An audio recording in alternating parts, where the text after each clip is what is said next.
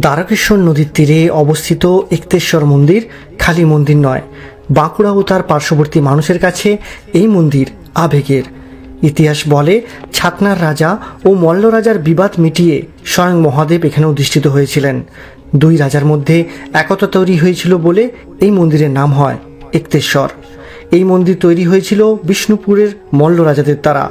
প্রত্যেক বছর চড়কের সময় এই মন্দির আসার জন্য বহু মানুষ ভিড় জমান।